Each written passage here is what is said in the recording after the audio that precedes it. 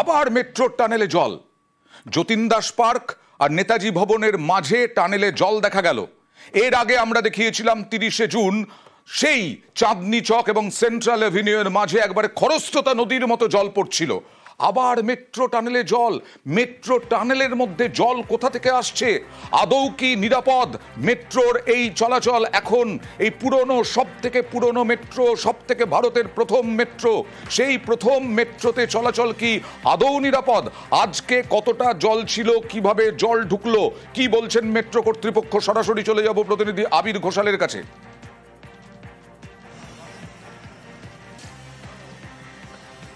দেখো, এর আগের দুবারের মতো এবারের ক্ষেত্রেও জল ঢোকার কারণ নিয়ে এখনো পর্যন্ত কার্যত মুখে কুলু পেটে বসে আছে কলকাতা মেট্রো কর্তৃপক্ষ।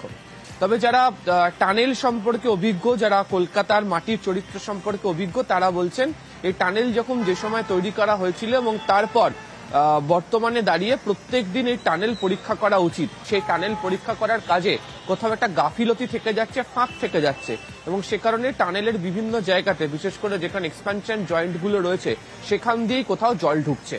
জল ঢোকার দুটো সম্ভাব্য কারণ হতে পারে। এক, সেটা হচ্ছে মাটির নিচে লুকানো যে জলস্তর সেটি, আর দ্বিতীয়ত কলকাতা শহরের একাধিক জায়গাতে মেট্রোর টানেলের খুব কাছ দিয়েই কলকাতা পুরসভা সুয়ারেজ লাইন গিয়েছে, সেখান থেকেও জল আসতে পারে।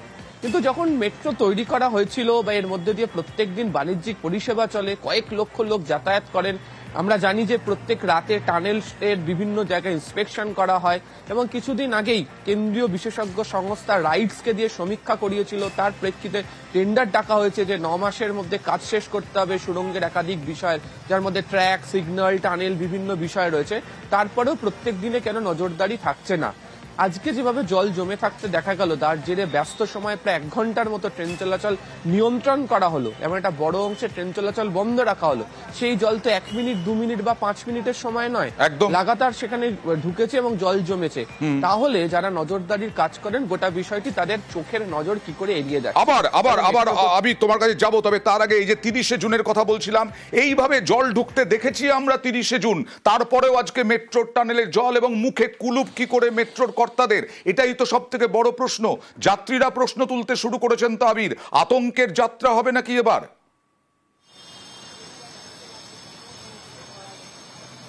একেবারেই তাই। যাত্রীদের তো প্রশ্ন তোলাটাই স্বাভাবিক, তার কারণ তারা পয়সা দিয়ে তারা যাতায়াত করেন এবং তারা এই রেলের কাছ থেকে সুরক্ষাটুকুনি তারা চাইবেন। এবং কলকাতা শহরে মেট্রোকে লাইফ লাইন বলা হয় নির্দিষ্ট সময়ের মধ্যে পৌঁছানোর জন্য।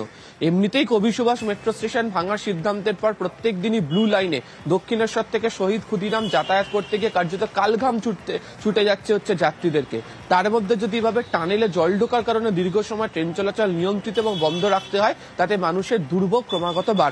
তবে মেট্রোর বক্তব্য, রাইটসও তাদেরকে রিপোর্ট দিয়েছেন এবং তার প্রেক্ষিতে তারা টেন্ডারও ডেকেছেন, কাজ শুরু করা হবে। তবে দীর্ঘ 9 মাসের সময় যবে থেকে কাজ শুরু হবে, তার আগে প্রত্যেকদিন যে বিপদের মধ্যে দিয়ে মেট্রো চলছে, এটা বলার জন্য কোনো বিশেষজ্ঞকে লাগে না। যে পরিস্থিতি তৈরি হয়ে থাকছে তা যে অত্যন্ত খারাপ, তা কার্যত স্বীকার না করলেও বুঝতে পারছেন মেট্রো রেলের কর্তারাও। দেখুন আজকে এই যে দেখাচ্ছি আমরা, এটা রবীন্দ্র সরোবর স্টেশনে দাঁড়িয়ে রয়েছে ট্রেন, কারণ ওইদিকে ট্রেন চলাচল বন্ধ ছিল ময়দান থেকে টালিগঞ্জ পর্যন্ত। কারণ যতীন দাস পার্ক এবং নেতাজি ভবনের মাঝে জল। 1 ঘন্টা মেট্রো বন্ধ, সেটা বড় কথা নয়। অফিসের মানুষের ভোগান্তি অনেক সময়ই হয়, কিন্তু বড় কথা তো জল, টানেল, ভেতরে সুড়ঙ্গ, পাতাল রেল বলা হয়, সেই পাতালে বারবার জল দেখা দিচ্ছে। তাহলে কোথায় ত্রুটি ধরা পড়ছে কি? মুখে কুলু পেটে থাকলেই কি হবে? এই প্রশ্নই তো উঠছে। আবিরের কাছে আবার যাব। আবির, তুমি কি যোগাযোগ করতে পেরেছিলে? যোগাযোগ যদি করতে পেরে থাকো, তখন মেট্রো কর্তারা কি বলছেন?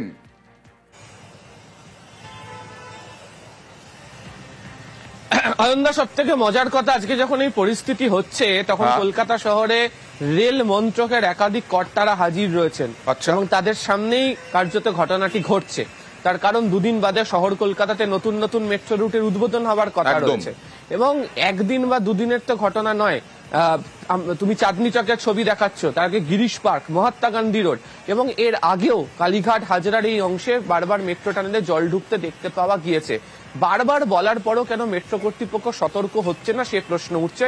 যদিও আজকেও গোটা বিষয়টি নিয়ে তারা দায় দিয়েছেন, তাদের বক্তব্য যে তাদের নজরে আসার পর তারা পাওয়ার ব্লক নেন, দক্ষিণেশ্বর থেকে তারা মেট্রো চালানোর সিদ্ধান্ত নেন হচ্ছে ময়দান পর্যন্ত এবং বাকি অংশের অর্থাৎ টালিগঞ্জ থেকে চলে হচ্ছে শহীদ ক্ষুদিরাম পর্যন্ত মেট্রো চলাচল করে। ফলে তারা কার্যত জবাব এড়িয়ে যাচ্ছেন কেন এই পরিস্থিতি তৈরি হচ্ছে সেই প্রসঙ্গে। জবাব এড়িয়ে যাচ্ছেন, পাতালে জল ঢুকছে, আর অন্যদিকে আবার নতুন আধুনিক অত্যাধুনিক ট্রেন চালু হচ্ছে, লাইন শুরু হচ্ছে।